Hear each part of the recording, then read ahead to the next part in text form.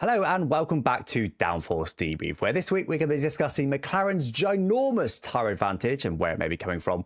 We're going to be doing a rookie review, including talking about Doohan, who of course has now been binned off by Alpine, and we're also going to be covering our off-topic this week, which is going to be fancy food. But George, welcome in. Hope you're all well. I hear you're a little bit under the weather this week. How are you feeling?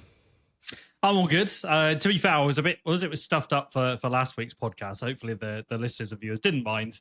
Not so bad this time around though. So I think I got COVID. But the C word is still going around in some COVID? form. What year is it? What are you talking about? I know, yeah. Right? That's from the past almost. But yeah, no, I'm good. Nah, to be fair, COVID's still very alive and well, isn't it? I think we're just lucky that we're relatively young. So to us, it's hopefully not to every 30-odd-year-old, but it's just basically just a cold to us, isn't it? So it's not too bad. Yeah. I sometimes think, I've probably got COVID, but it's just a cold. It doesn't really matter that much. But anyway, yes, so let's talk about McLaren. So there has been a lot of talk over this last week or so about their ginormous tyre advantage, which absolutely came to the fore in the Miami Grand Prix. So most of the season, we've seen them, there or thereabouts in quali, very close to Max Verstappen. So clearly their raw pace of their cars is very, very close. But in the races, McLaren have tended to have the upper hand, but none more so than Miami. Miami was absolutely crazy. I think Piastri beat Russell by 35 seconds in the race, just so far ahead. But we did also get hints of this before. I think it was in Australia when they had a really long stint on the intermediate tyres, which is when the tyre temp starts to build up and the tyres start to be relevant. They were, again, loads quicker despite not having much pace difference at the start of the stint. So they build a fast car, but most of their advantage seems to be in how they're managing their tyres. Now, there's been lots of rumours flying around. Water in the tyres is one. Zach Brown even joked he even had a water bottle that said tyre water on it. I think because that was his stupid theory that they were like, yeah, good one. It's not that. But it's sort of all come out into the open a little bit this week. So this was all started by Red Bull, who apparently obtained from a third party, think of that what you will, some heat camera thermal imaging is what I mean to say. A heat camera, close enough, from the pit lane of McLaren in Miami. And basically what it showed is their rear brake drum was much cooler than what you'd expect. It was a dark patch, which is how it would show on a thermal imaging camera. So that then, got Red Bull's juices flowing, as it often does. They're not protesting. I don't think there's anyone claiming that they've done anything wrong. In fact, the FIA completely took apart McLaren's car after Miami, as they sometimes do randomly to cars, just to check everything. And we've heard no negative news on that. So as far as we're aware, it's all good. So, but yeah, there's been lots of speculation about what it is. I mean, there's been a lot of talk about a special sort of super reflective material almost, which basically just sort of keeps the heat within the brakes. It seems to be mainly about the brakes, keeps heat within the brakes, within the wheel drum, and not allowing it to go into the tyres nearly as much as everybody else. But I don't know. I do think this is maybe part of it, but it's an interesting theory, but I just don't think that can be all of it. And actually, The Race today put up a really, really fantastic article, really analysing it in great depth. And they didn't actually mention this super material stuff. Or tyre water for that matter. The thing that they made mention actually was all around airflow and pressure. So what they talked about is that the McLaren rear brake cooling, they've basically got, I think it was 4 channels. They've got one channel for the inner side of the brake disc. They've got one channel for the outer side of the brake disc. And they've got one channel for the caliper itself, the brake caliper. But then they've got an extra channel that basically flows within the wheel drum itself. And the idea is any heat that's radiating from the brakes, it then pushes it out instead of allowing it to go into the wheel rim. Now, this to me seems like a more likely solution. And apparently there's a lot of talk about them working on this for many years. Back in, I think they mentioned 2022 off the top of my head. They basically DNF from a race because essentially their airflow stalled within their brake cooling system, and the air just sat there, almost went into reverse, and it was heating it up instead of cooling it down. So I think they've been working on this for many, many years, which is why McLaren are being relatively open about it. They're talking, not completely openly, but they're sort of saying, look, we know what we're doing, but it's not just one simple thing. This is just engineering in general. It's airflow of the car. It's the suspension. It's obviously getting these airflow within the wheel drum just right, the different pressure zones, probably maybe some special materials, just a whole load of stuff that's feeding into it. So It's super interesting, but I mean, clearly, whatever they're doing, it absolutely is working. And personally, I absolutely love this stuff. I genuinely enjoy this technical stuff as much as the racing in F1. To me, this is what F1's all about. Like, this is a perfect example of not just the driving, but then obviously the innovation and everything that goes on behind the scenes. I think one thing I wanted to pick out from that is, I know, and look, you know, we wax lyrical about mistakes in qualifying and bottles and whatever from the drivers at certain points, mainly Lando, as I like to say. Yes, get the Lando criticism in. Beautiful. It's not a Downforce Debrief episode without Lando criticism. I know both drivers, Lando more than Oscar, but I know both drivers have at points since they've had a really strong car, this goes back into last season as well, cited that the car is sometimes difficult to manage on the edge in qualifying. And you explaining that about the way it kind of maintains the heat and how good it is at cooling the tires. I wonder whether that almost do you reckon that potentially hurts them a little bit in quali, where maybe it's harder to get the amount of heat that they want into the softs, which obviously need a high operating temperature? I don't know. It's just a theory. Historically, it has been the case, isn't it? Someone who's really good in quali would tend to be not as good in the race. I mean, you know, the last few years, the team's been pretty good at getting that middle ground quite nicely. But I recall, I don't remember when it was, like 2013. I think Mercedes in 2013, the year before they dominated, they were really good in quali, but just terrible in the race. They just munched through their tyres. And normally that is a sign of exactly this. They heat up the tyres really nicely for quali, get into a perfect window, boom, they're rapid, but then they overheat in the race. But yeah, I mean, last few years, we haven't seen an extreme swing like that. But, you know, you are right. It's got to come down to qualifying to some extent. But I wonder if it's the sort of thing they can maybe tune a little bit. I don't know exactly what's involved with it. I mean, I can't recall the exact Parc Fermé rules, but for example, if they were allowed to block off some of their brake duct for qualifying, so allow it to heat up a bit quicker and then remove that for the race, I don't think you're allowed to do that, even if it's a bit of tape. Even that's covered by Parc Fermé, I believe. But it could be something like that. It could just be something like this super material that maybe has got the way the super material stuff was described to me is that basically it heats up to a certain point quite quickly and then sort of plateaus at that temperature for a little while and then gets hotter again. So there's almost like a buffer zone of temperature there. So, you know, I'll pick a number out of thin air. Let's say it's 100 degrees Celsius exactly. It might very quickly get to 98, but then it would take ages to go from 98 to 102. And then once it's 102, it would then start heating up normally again. There's that almost middle ground there. And the way it was described to me was ice cubes, but that didn't really make sense to me, how ice cubes, you know, stay in your drink for longer. I didn't really appreciate that example. Maybe you guys will a bit more, but yeah, I don't know. So maybe there's something like that. So if that was the case, it would be better at holding a certain temperature as opposed to warming up slowly. It's really good at holding that middle ground. I don't know, but it is, like you say, they're not bad in quali, and it's not like once the tires warmed up, they're then absolutely rapid. What I will say is McLaren were one of the few drivers in Miami I noticed that kept doing laps. You know, they would go a hot lap and then a cool lap, maybe even 2 cool laps, and then go again. Whereas a lot of teams were coming into the pits. Some of them were not even coming into the garage. They were coming into the pits to go really slowly to allow the tyres to really cool and then getting back out. So clearly they need a bit more heating than some other drivers. But yeah, it's not, you're right. It's an interesting one because it's not massively noticeable that they really struggle in qualifying. They're, you know, going twice as quick as everybody else, weaving around everywhere. It's not like that either, is it? So yeah, whatever they've done, clearly it's a result of many years' work. It makes me wonder as well when it's not optimal conditions, if we're talking wet weather and these kind of situations. You obviously just kind of covered it there, where they might have some different way of alternating the way that heat is dissipated or kept inside the brakes or whatever.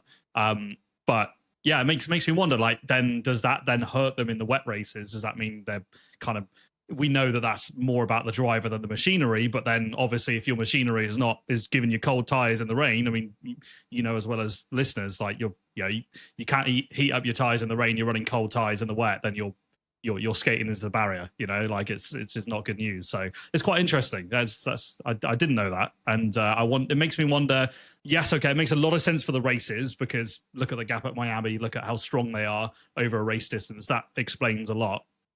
But then when you dig into qualifying and some other scenarios where the drivers have made comments of the car is difficult to drive, maybe that is also why, potentially.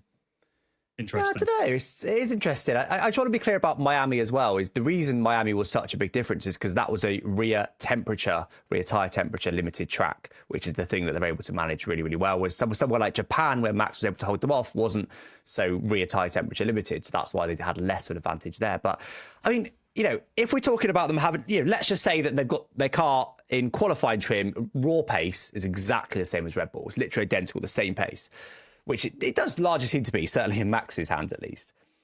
If then we're talking about them having up to like a second lap advantage in the race just from keeping the tyres in a nice window where everyone else overheats them. Imagine if someone like, I don't know, like Sauber or any of these other teams, imagine if they just, put all their eggs in this one basket and okay, they haven't got the downforce and stuff from McLaren, which it all feeds in. It's all part of the car package. It's not just, the reason that there's a lot of intrigue is because it's not the sort of thing you can just bolt on easily. But, imagine if one of these lower teams managed to absolutely ace it and were just like, 12th place in quali, but then would be like the third fastest car in the race or something. Because that's the size of the advantage that they've seemingly got in race trim. It's absolutely massive. So, yeah, I mean, but fair play to them because it's paying them dividends right now. But yeah, I mean, I just want to talk about a bit more about McLaren's other advantages as well, because obviously that, this is the big intrigue at the moment. But I think it'd be remiss of us not to at least mention flexi wings. We talked about this a few times before. We're not going to talk about it in length again today. But of course, for the Spanish Grand Prix, we have got a further clampdown on front wing flexing. McLaren don't seem to be really worried about this at all. They're sort of saying, yeah, it'd be fine. Either that means they've already got a wing plan that's going to nerf them a bit, but actually they're managing the best they can, or it means they think they're already legal, one of the two. So that could, maybe restrict them a little bit, but there might be a bit of an advantage there, flexi wings. I do think now we know this about the tyres, that's probably been overplayed a little bit, because again, their raw pace isn't spectacularly faster. It's their race pace because of these tyre stuff that's their advantage. But also, I think we should, talking about McLaren's advantage, I think, again, it'd be remiss to not mention the drivers. I mean, I'd say, I'm interested in your opinion on this, George. I'd say they've probably got the current strongest driver pairing in the whole grid. I mean, there's a couple of teams that might run them a bit close, but I'd say on average, on balance, those two are the best drivers in the grid, which has to feed into it. What do you think about that? The McLaren drivers, sorry. You just Yeah. I think you'll probably get some people disagreeing purely from the mistakes being made, not just from Lando, but just in general this season. I'm trying to think, has there been a more kind of flawless duo? I think Albon and Sainz is very strong, but then obviously Sainz has been having a tough time this season. What will be the close ones? You can't look at Red Bull because it's just a one-driver team at the moment. I reckon other teams have got real good potential. You mentioned Williams there. Yeah, absolutely.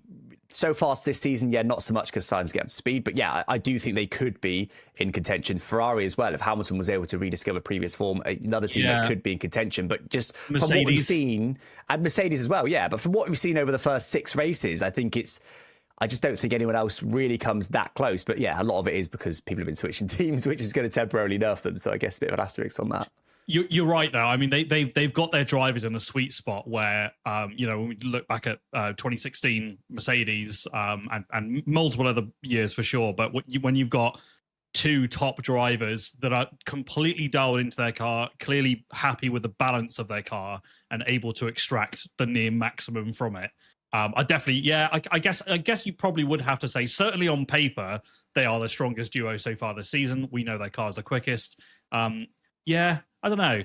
Anyone listening, watching, let us know who you think will be stronger. You think I can see an obvious, easy complaint to say that. Well, it's easy to say that when you've got the best car, and of course it is. It's easier to perform in a McLaren than it is a Sauber, so that does help. But a lot of people were talking about Norris being, the next champion, and look how hyped Norris is and stuff like that, and now we've got Piastri matching him and actually beating him.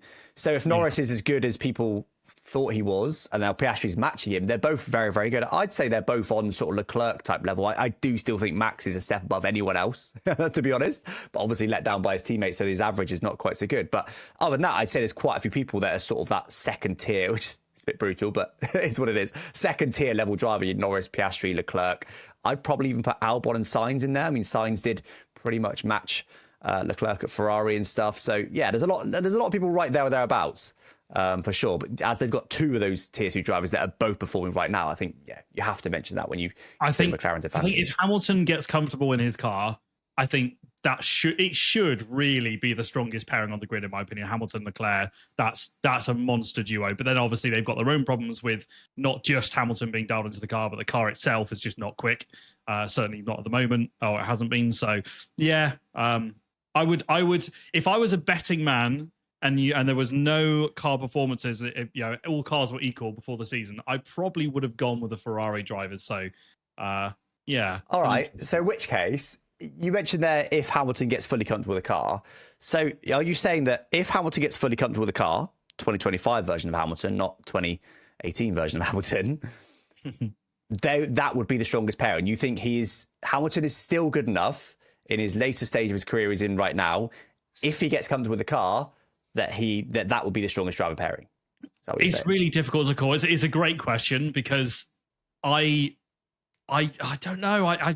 I feel like I want to believe that, but then it's difficult because Hamilton has had such kind of like hot and cold form as well, and you never really know what you're going to get with Hamilton. Whether some weeks he's going to be fired up and put in a really good drive, and other weeks he just kind of looks a bit negative and disinterested. So yeah, I don't know. It's a bit of a wishy-washy answer, but I think I still think it would be the strongest pairing because I also really rate Leclerc. I think Leclerc is a brilliant driver who, even though he gets a lot of plaudits, I still think he's underrated.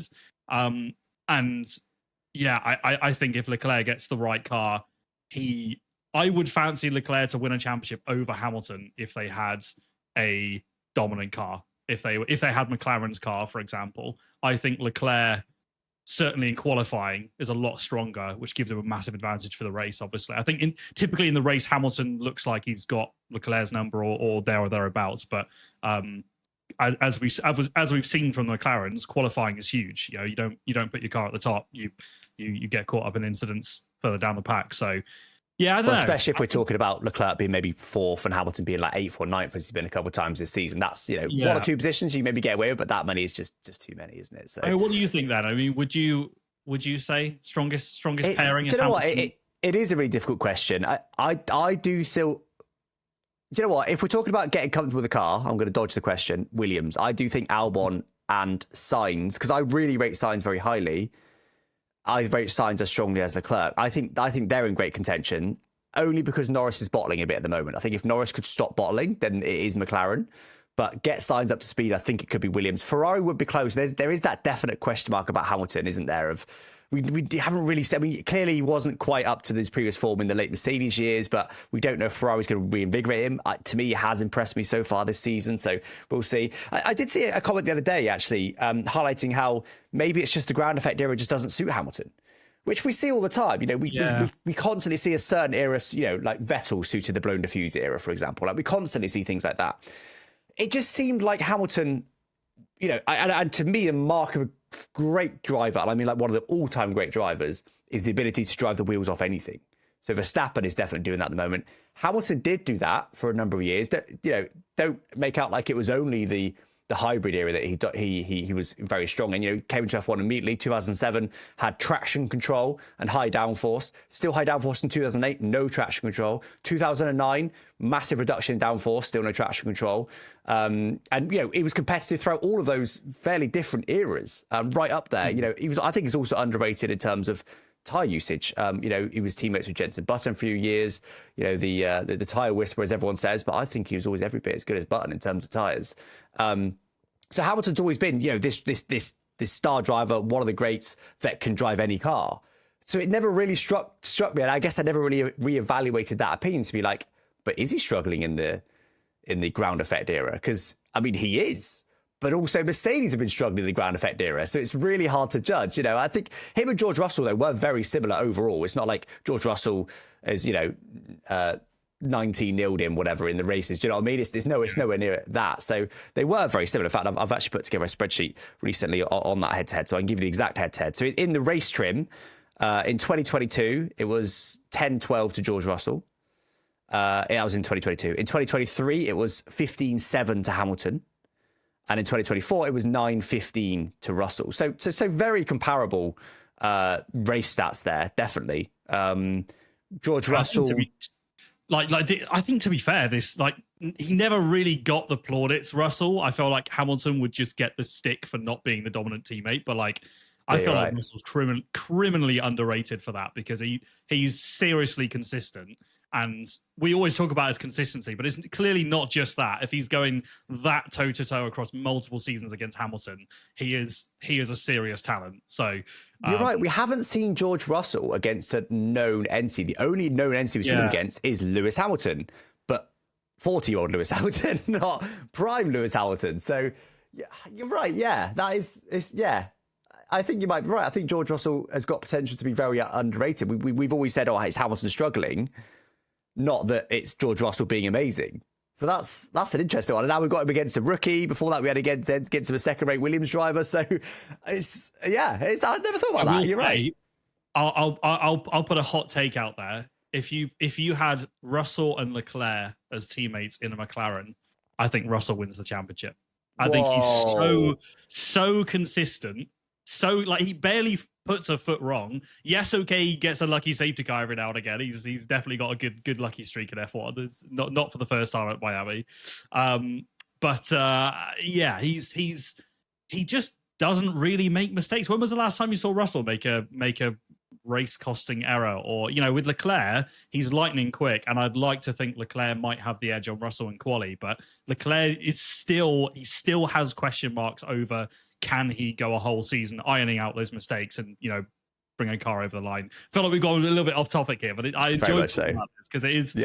I would put. That's where I think of Russell. I think Russell's a top driver. I wouldn't have agreed before today necessarily, but I think with what we've discussed, I kind of find myself agreeing because he is absolutely unbelievably consistent. Basically makes no mistakes. But do you know who I think he learned that from?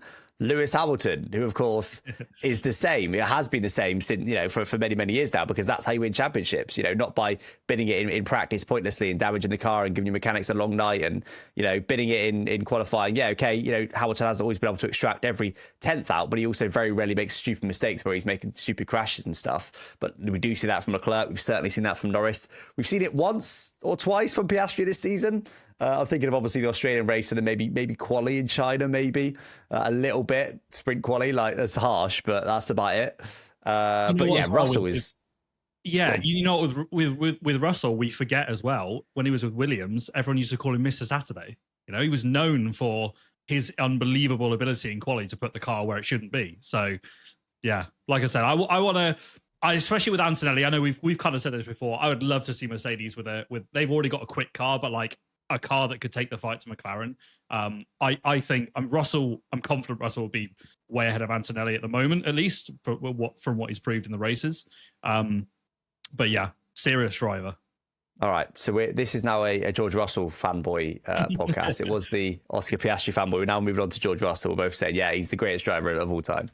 But yeah, moving on then to a rookie review. So we're going to have a little look at the 6 rookies in 2025 and how they're getting on versus their teammates, which is ultimately all we've really got to compare them against. Now, this isn't a perfect comparison, but we'll do the best we can. Now, obviously, we've got the news that Jack Doohan has been dropped by Alpine and Franco Colapinto is going to be taking over for him, which is harsh, I guess, by a lot of people's eyes. I put out a TikTok at the time that actually I think this is fair enough. We'll get to that opinion in just a second. But so we've got 4 stats for each of the rookies. We've got the race head-to-head versus their teammate. We've got the sprint race head-to-head versus their teammate.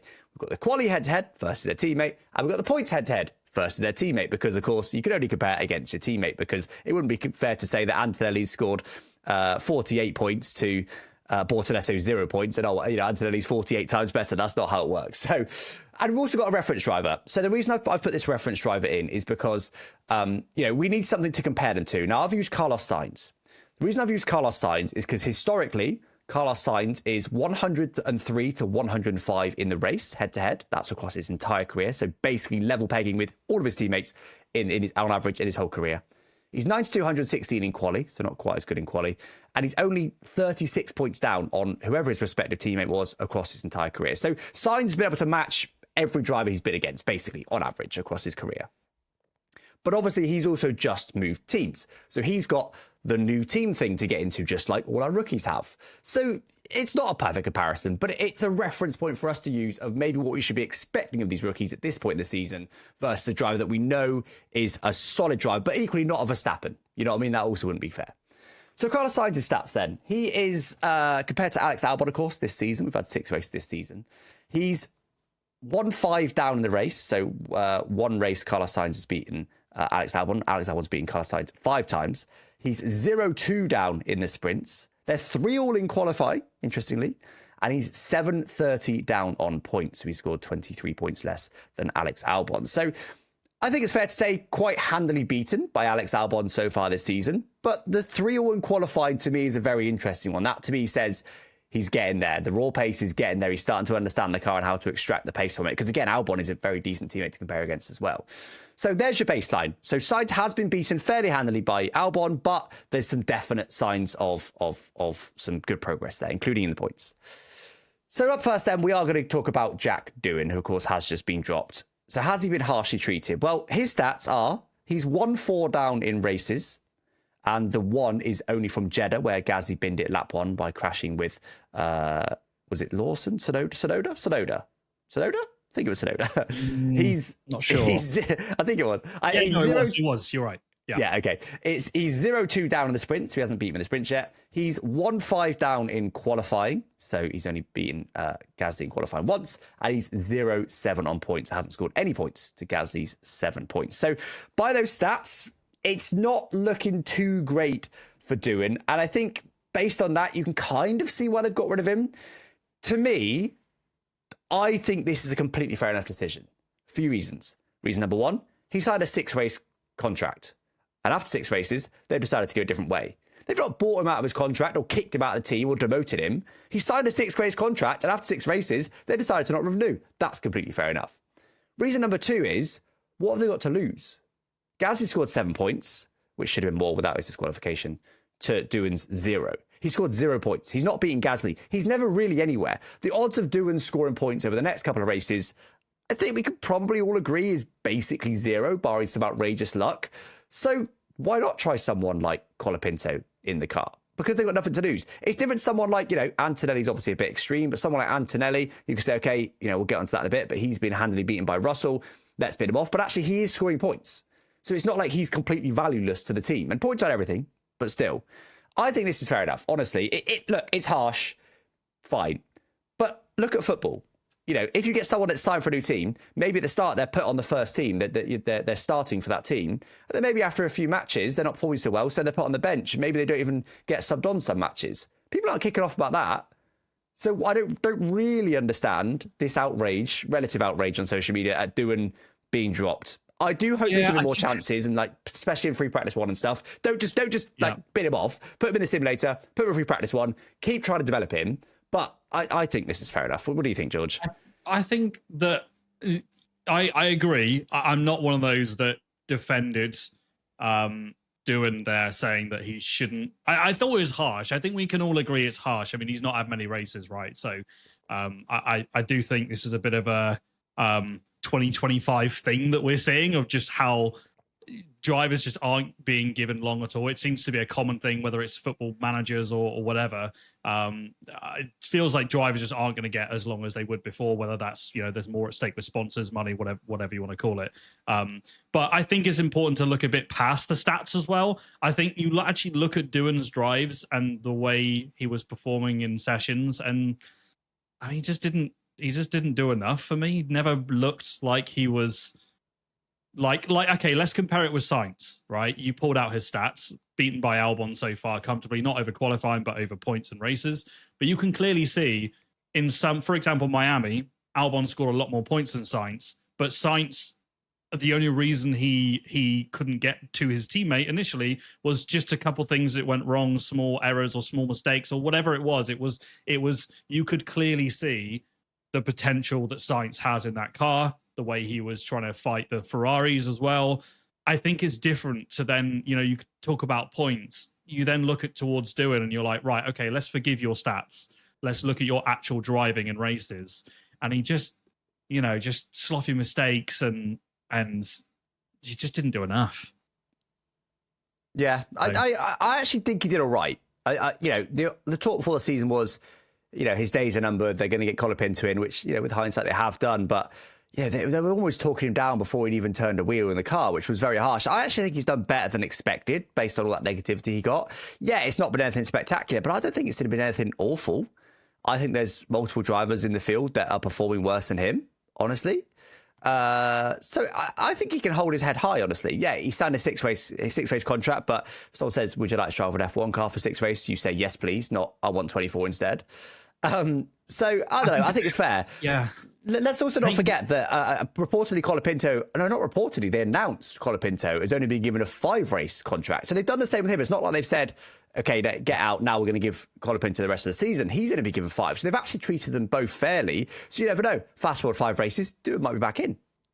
I was pretty much just going to say that it had Colapinto not been available, would we have seen this? I mean, Colapinto has proven himself already with Williams that he can drive. He's not afraid of going for moves. He's a good driver. We know that already. So let's see what he can do in the Alpine, and that has to be the decision making behind it, surely.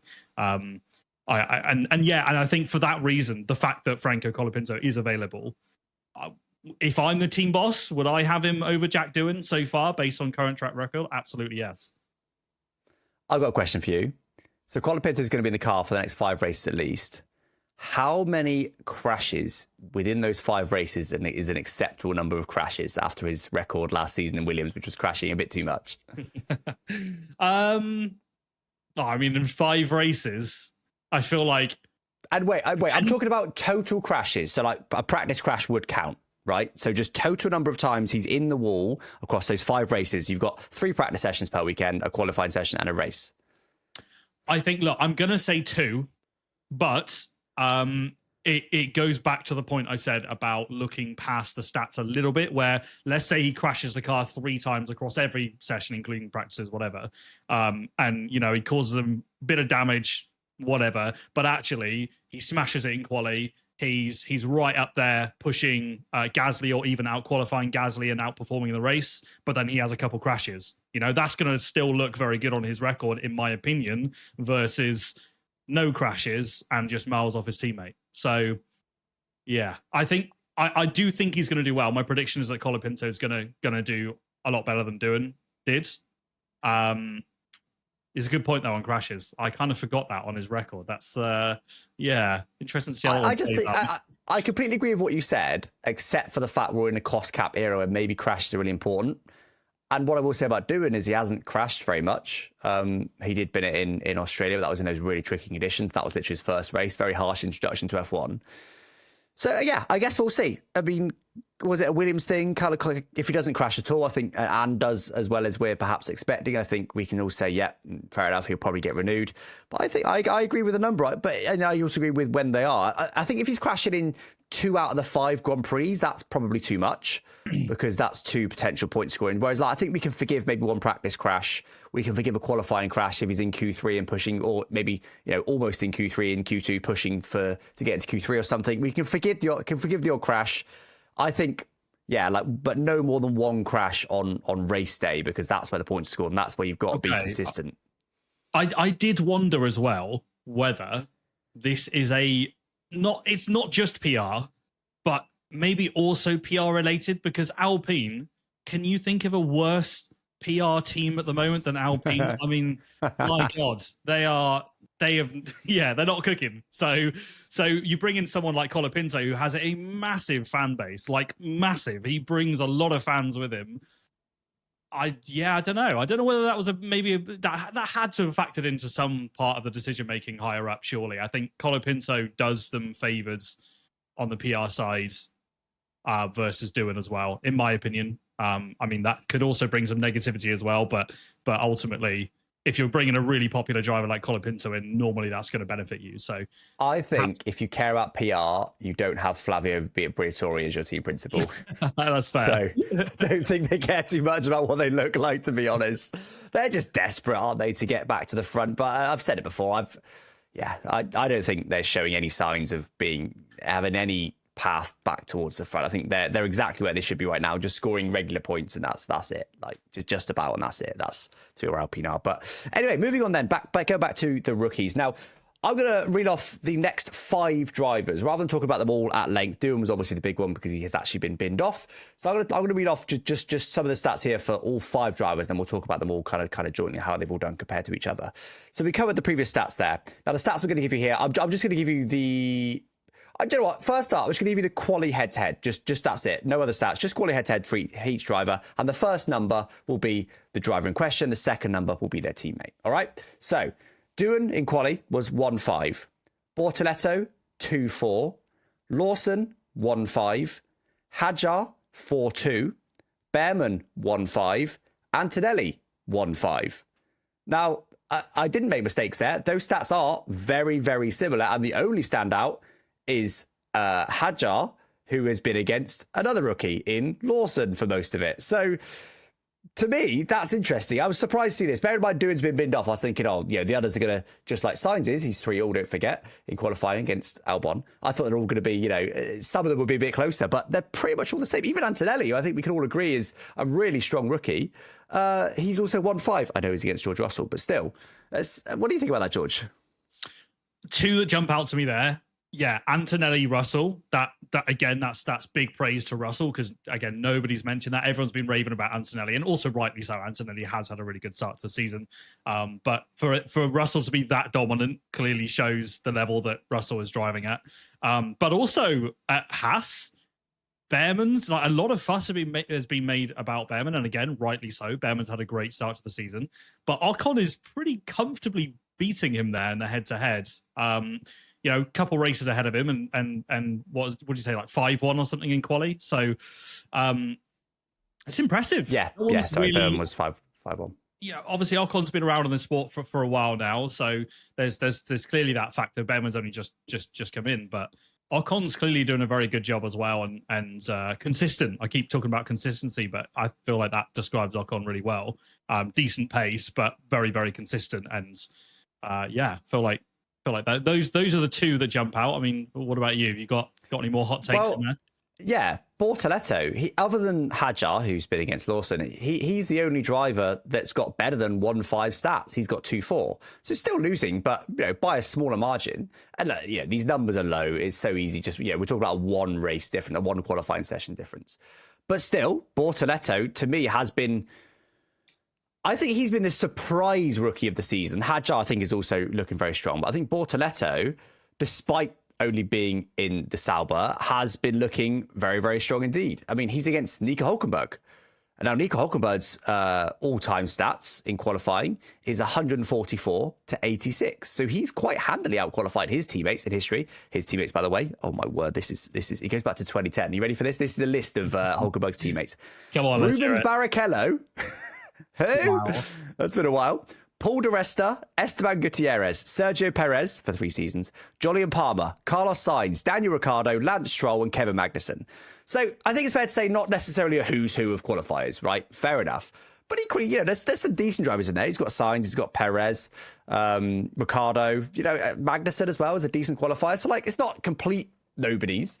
But yeah, maybe has had it easier times for other drivers. But still, I think we can all agree Hülkenberg is a very solid driver. So to be 2-4 to Hülkenberg, I think, it's early days, but that stands out as being reasonably impressive, especially considering we mentioned earlier about the McLaren being easy to drive. The Sauber probably is the hardest to drive of any car. So I think it's done well. It's a real shame. I actually, funny enough, I had this conversation on stream the other day. Someone was saying about how Max is factually the best driver on the grid. And I kind of came back with, well, I agree with you that he is, but factually is hard to say. And I gave Bortoleto as the example that he did really well in F2 last season. He is clearly a driver. He clearly can drive. He knows what he's doing behind the wheel.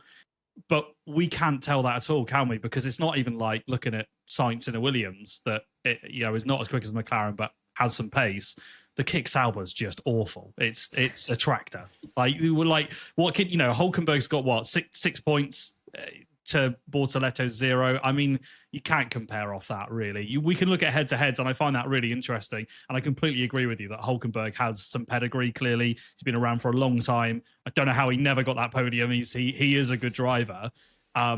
so for Bortoletto to be, do you say he's beating him or no? He's no, he's still getting beaten, but it's 2-4. So he's other than Hadjar, he's the best rookie in terms of qualifying head to head. Yeah, it's just a shame. Like I look at Kick Sauber, particularly Bortoletto, and I'm like, I'd love to see him in a quicker car because it'd be great to see what he's capable of. I think, just a shame. I mean, stats and head to head on a Kick Sauber is always going to be rough. Yeah, you mentioned there Max Verstappen. I couldn't help myself but flex on this new spreadsheet we're working on today to give the historic head-to-head. So Max's qualifying head-to-head in his whole career. Wait, hang on. I'm going to guess that he's beating his teammate on average. Correct. Yeah. How did you know? As you're an absolute genius. 162 to 47.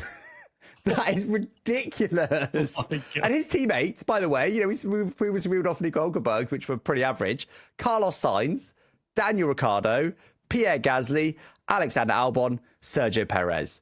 Pretty much every single one of those is at least a decently high-risk driver. I know Sergio Perez's stock is pretty low now, but there's a reason that Red Bull signed him. He is a decent driver still overall. But some of those are really strong drivers, so the fact he's beaten him by that much is an absolute joke. But anyway, we know Max is incredible. Let's move on to the race head-to-head then. So again, I'm just going to read off the same thing. The driver, the first number will be their stat, and the second number will be their teammate stat. So Doohan in the races was 1-4. Bortoletto also 1-4. Lawson 0-6.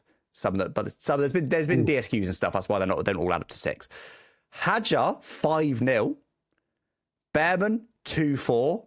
Antonelli another 0-6. So much more varied. I think those are really interesting. I mean, the standout ones have to be Antonelli, honestly. Even though we feel like he's been really good, he's been beaten by George Russell in every single Grand Prix. And by the way, every single sprint. Antonelli has never finished ahead of George Russell in any race, sprint or otherwise. So that is, again, I know it's George Russell. He probably has got the toughest teammate, but still, you'd think he would have squeaked one by now, bearing in mind how highly we're rating him. And obviously Lawson, he's got the same stat as Antonelli, and he's been against another rookie for some of it. So Lawson to me is the standout poor performer there. But we've spoken a lot about Lawson. And then again, Hadjar never been beaten by a teammate in a Grand Prix. The only time Hadjar's been beaten is in the sprint, which is one time, which I believe was Sonoda. I think that's it. It's like we compare. We talk about Antonelli, but we're comparing against Russell. You talk about Lawson, and you're comparing him to, like, don't get me wrong, Hadjar, where Hadjar, because you listed those separately, yeah. So you compare that with Hadjar, where it's his first season as well. He's a rookie, so you can't. Like with Antonelli, you can say, well, he is driving well. Clearly, we can see it. We can also see where he's letting himself down in races a bit with his tyre management and the way he's approached that in some races. Not that it's been bad, but just versus Russell. But then you look at Lawson and you're like, I'm afraid your benchmark's a bit lower and you're still falling short. So, yeah, it's a rough one. I think I said it before. I think I said it in the last podcast. I don't think we'll see Lawson on the grid much longer if these stats and results stay the way they are. Well, I was going to say, yeah, look at these numbers. Lawson is the standout poor performer there. I mean, obviously, it was only 2 races, by the way, he had in Red Bull. It felt like a lot more, didn't it? But it was only 2 races. He's had 4 now in VCARB. But yeah, against another rookie, and he hasn't beaten him once he's beaten him once in quali, and then he hasn't beaten him once in any race trim. That's just ridiculously bad. I think I feel like Doohan is. What do you reckon? All right, let's rank these rookies, shall we? From best to worst, based on what we discussed today. Let's rank. Well, let's start from worst. Let's start worst. I think we can probably both agree Lawson is the worst rookie based on what we discussed today. Yes. Yeah. Okay. Lawson in the mud. Fine. So he's in 6th place of the 6 rookies. What do you reckon next? Does Doohan go next? I think he probably has to, doesn't he? Well, I mean, we've got Antonelli, Behrman, Hadjar, Bortoletto, Doohan. Doohan's not outperformed any of those 4. So yeah, Doohan next. Yeah, okay. Doohan next. So he's in 5th place of the 6 rookies. In 4th, no, let's go to the top now. Another obvious one. Surely, is it Antonelli that we think is the best rookie relative to their teammate? I think for the expectation, and I feel like there's extra pressure on Antonelli just because, like I said, the expectation, the hype around him. I would say yes. For me, he is the top rookie so far, but Hadjar has to be a close second, surely. Yeah, I think I agree. I think Antonelli is the best rookie. There's been a lot there, like you said, a lot of hype, a lot of pressure. He's against the hardest teammate. Yeah, I think he's the best rookie, but I don't think he's the standout surprise, because I think, Hadjar's kind of had it easy though. Again, obviously against Lawson for a lot of it. He was against Sonoda for a short while. That was only the first 2 races. He's also in a team that's literally designed to feed young drivers. Don't get me wrong, Hadjar is having a good start to the season. I just think Bortoleto, he's in a Sauber, for God's sake. Like, they're not set up to do anything very well with the best will in the world. And he's doing, pretty well against a pretty decent teammate, against a harder teammate than what Hadjar's got. I think, for me, Bortoleto is second best rookie. So you stick with Hadjar? It's like I said before, I don't disagree that I think Bortoleto's got some serious potential, but I just don't even know how we're supposed to judge. I was actually going to potentially put Bortoleto in it, is that fourth, like after, like as the next one up, purely because I just don't know where he should go. Like I don't feel like I know Bortoleto yet behind the wheel because of his car. Like like I said before, even if you put Max Verstappen in that Kick Sauber, he ain't scoring many points. Like that car is just terrible. So, it's a tough one. It is really difficult. I think Bortoleto, if I was ranking this before they even stepped into their cars, if they were all in equal cars, I think on paper I'd put Bortoleto higher. But I think so. I can't justify having him high up when he's not really had any standout moments, really. He's just because of his situation. It's because he's in the least standout car. Well, visually, probably the most standout car, but on track performance, the least. Yeah, so all right, for me, it's Antonelli, Bortoleto.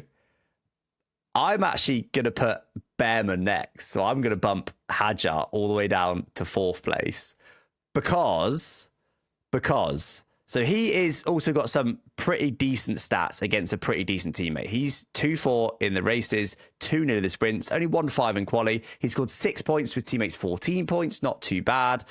And technically not a rookie, of course, did 3 races last season. Do you know what his stats before this season were? 2-1 in qualifying, 2-1 in the race. Because when he was substituting for, was it in Magnussen, wasn't it, last season in Haas? I went up against Nico Hulkenberg in 2 separate races as a late stand-in. He beat him in both of them, 2-0'd him in both races. He beat him in his sprint and he 2-0'd him in qualifying. He had a perfect start in Haas. I can't remember what else was going on at Haas last year, but I'm shocked that Hadjar's biggest fanboy has just put him 4th. The thing is, it is harsh. I think 2nd, 3rd, and 4th, they are all very, very close and very difficult to judge. And the only reason I think I'm putting them where I'm putting them is because of who we've got to compare them to and stuff. Because I do think Hadjar is fantastic, but Lawson is just so bad at the moment that I just don't know yet. I don't know. I do think Hadjar has impressed me. Bortoleto has been the standout of the season. Behrman's been rock solid. And Hadjar is just a bit of a question mark still, so I can't bring myself to put him higher than guys I know are doing a good job. That's my justification. Is exactly the same. I mean, we've confirmed most of them already, except swapping Bortoleto and Hadjar. So for me, it goes Antonelli, Hadjar, Behrman, Bortoleto, Doohan, Lawson in that order. I mean, let us know which one of us you agree with, or maybe you got your own order. Let's see. But I mean, I think most people would certainly agree with like the top 2 and bottom 2. I don't really see.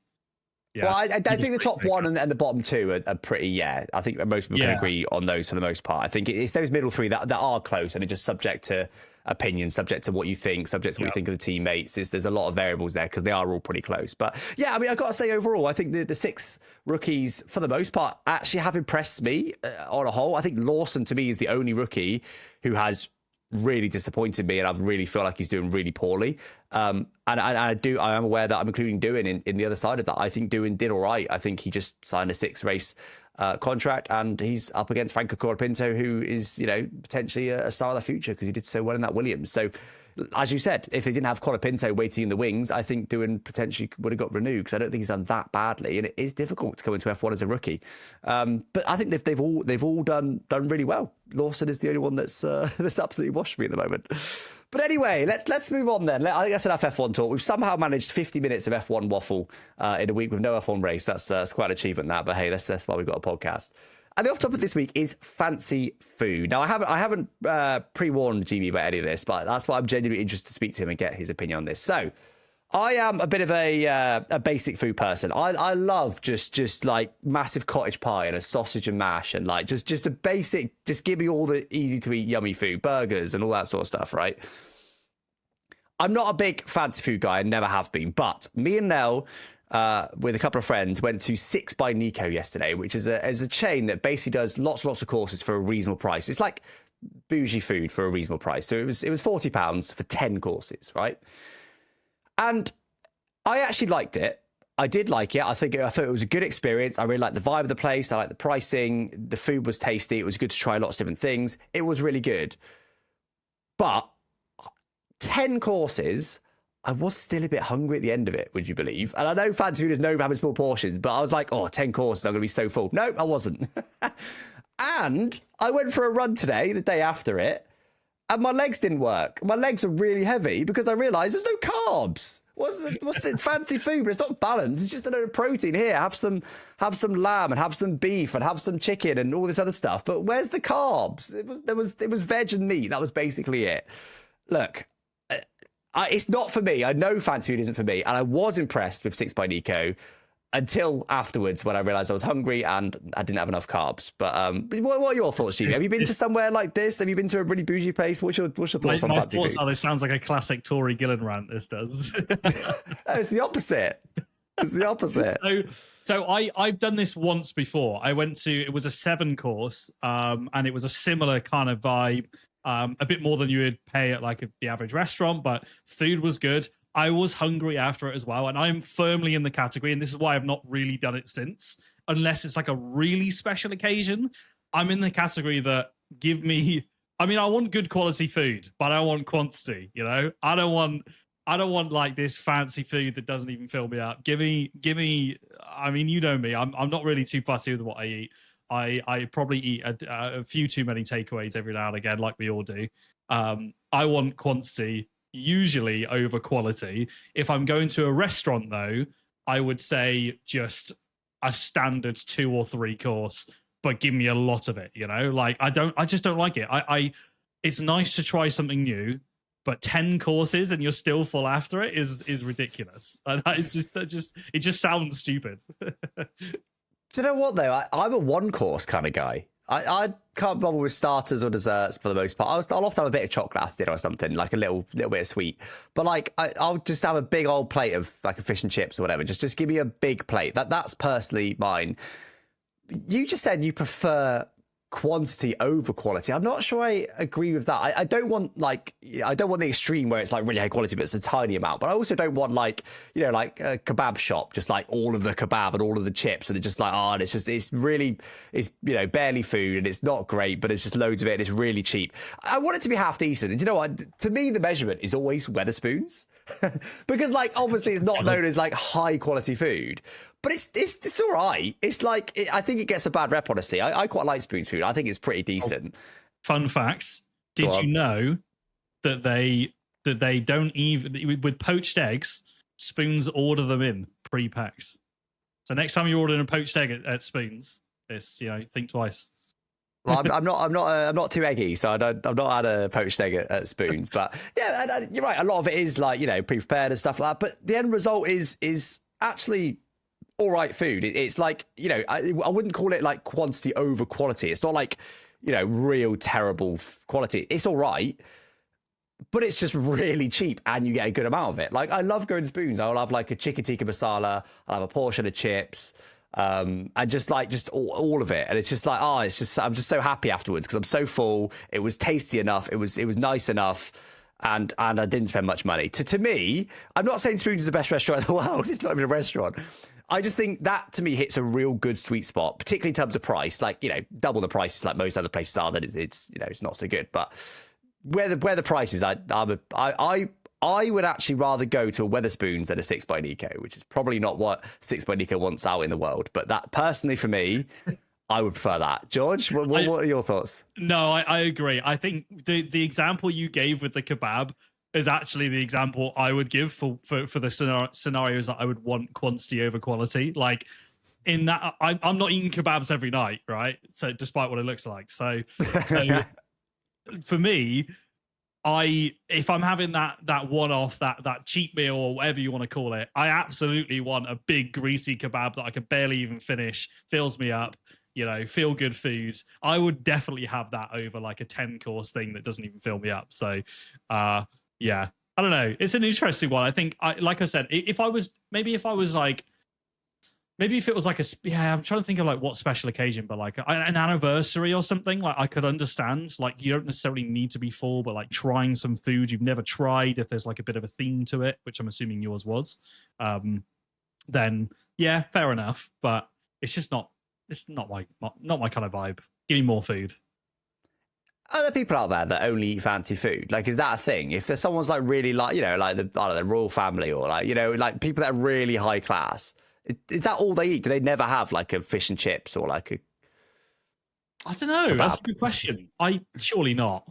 I mean, if we're going to the extent of like royal family, they've got their own, they've got their own like chefs and stuff, haven't they? So it's an interesting one. I know that like, for example, footballers, they have their own private chefs, but it's not just because they can't be asked to cook. It's because they clearly are on very strict diets for how quick they need to recover and whatever. So I've seen little documentaries here and there. I think it was Kevin De Bruyne, Man City player, of like his chef that was like really carefully planning all of his meals to have like the perfect nutrients that he needed for games and stuff. I think that was less about, the whole 10-course thing. I think he still had some good like managed quantity in there, but that did seem quite different. I think it was still just fairly normal meals, just with like posh ingredients, I guess. But that's the thing. That's what's surprising about Six by Nico is that it was so okay. I do a lot of running. I do eat a higher carb diet than most, but just looking back, it just wasn't enough carbs for me. It just wasn't enough carbs for anyone. Like everyone needs a balanced diet, right? You got to balance everything out. But it's like, you spend all this money and you're having all this bougie food that's been so well thought out and so well presented, but actually it's unbalanced. I was really surprised by that. You'd think they would get, almost like you're talking about, like a professional nutritionist that would get like the balance perfect for each, because it's a bit different for everyone, obviously. So get it perfect for each person. And you think Six by Nico would get it, close-ish, but apparently that they didn't care about that. They just cared about it. What I want to know though is tell us about the 10 courses. Like, what was the point of why was there 10? Were they trying to get you to like try different bits of seafood or meats or like, yeah? So it was Six Wonders of the World was the theme. So it was mainly like 6 dishes, and then they had an offer where they added like 3. They called them snacks at the beginning. One was like croquetas, which I know your partner Carlos cooked for us, but they were actually one of my favorites. There was like some beef skewers, and there was like this like. I'm going to call it cucumber water. I don't know what else to call it. It was just like this. I don't know. Yeah, I know. I'm not a big fan of cucumber, so I didn't love it. But it was just like this green, like cold soup thing. That was the 3 kind of like snacks at the start, and the first 2 were decent. I wasn't a fan of the cucumber thing because it wasn't for me. There was like an Indian dish that had like a little tiny bit of like curry. It was a lamb one with a little bit of like curry type thing. There was also onion bhajis with that. There was like an Italian one. I can't remember what meat the Italian one had now. There was a Mexican one, kind of. There was a Chinese one. There was like, one of them was like mackerel, one was bass. So like, there was like a decent variety there. It was really interesting, and I'm not the sort of person, I used to be really fussy when I was younger, and I've come a long way from that. But still, it still would be the sort of food that perhaps some of it I've never tried. This cucumber water stuff, definitely never tried that. And maybe wouldn't normally try, because I'd go to somewhere like Spoons and there's no way I'm ordering like something that I think I might not like. I would just go to order my chicken tikka masala or my fish and chips or my sausage and mash or my cottage pie, because I know that's just a bit of me. I'm just going to love it. Just get it in my face. Beautiful. So yeah, it was an experience. I don't regret going, actually. I was just surprised. Yeah, that I was, because actually there was a table opposite us that as they left, they said, "Oh, should we go get they joked that should we go get a big kebab?" They genuinely said that as they left, and we were sort of like, maybe they didn't like half the dishes, so they didn't eat most of them, so they were still hungry. But actually leaving, I was like, I didn't feel like I needed like a whole meal. I wasn't hungry. I just wasn't full. And I did. Kebab. Yeah. They're in the roaring trade. If opposite 6 by Nico, open a kebab shop, you will do a roaring trade. Still hungry on the window. Still hungry? Question mark. Come on in. If you'd have explained that, if you just described this whole like experience without the whole 10 course, I was still full, I would have said hell yeah. Like that sounds amazing. Like the actual concept of it sounds brilliant, but like just for me, it's a fundamental. I can't go anywhere. It doesn't matter whether it's a Michelin star place, wherever it is, without, if you're going to go to a food venue and leave still mildly hungry, then they failed in my books. And that's just, I know people would disagree with that, but that's the GB standard for food. I suppose it's difficult, isn't it? Because some people have got a really small appetite. Like I'm thinking like a little old 8 stone, 70-year-old lady. Like she that would have been way too much for her. She couldn't have packed away that much food. So like, I guess that there's that to some extent. I feel like us as young males, young relatively active males, that we're going to have maybe a bigger appetite. So I guess that's it. But then maybe just do different sizes. Have a small and a large, or whatever, something like that. And just definitely more balance. It's got to be more balanced regardless. Like you got to have a bit of carb in there and work on it a bit. But so what's your takeaway from that then? Are you recommending this experience to the viewers and listeners? Well, it's funny you said takeaway. Yeah, would rather takeaway than that. No, it was good. It was good. I enjoyed it. Like I said, I don't regret going, and it was good value for money. It was a good experience. I honestly do think it was good. It just literally add a bit of carb in there, which would also add a bit of filling food in there, and I think it was really good. Because you're right, it did sound good, and it was good. It was an experience. I actually would recommend you go because it is an experience. Just don't expect it to be perfect because it's not. It's just it looks nice and it tastes nice and it's trying a few different things and it's a nice vibe. But it's not perfect. There you go. 6 by Nico, if you're listening. Alex has got some menu recommendations for you guys. Yeah, big fat cottage pie right in the middle. Course 5 should just be a massive plate of cottage pie. But anyway, guys, that's been this strange old episode of Downforce Debrief. Well, that's why we love the off-topic, eh? We don't only want to talk about F1. I'm sure you guys have enjoyed it too. But anyway, yeah, don't forget to drop follows if you haven't already on whatever platform you are watching on, listening on. We're available on all the popular listening platforms as well as YouTube, of course. And we will catch you next week where we're going to have a race to talk about. Catch you then, guys.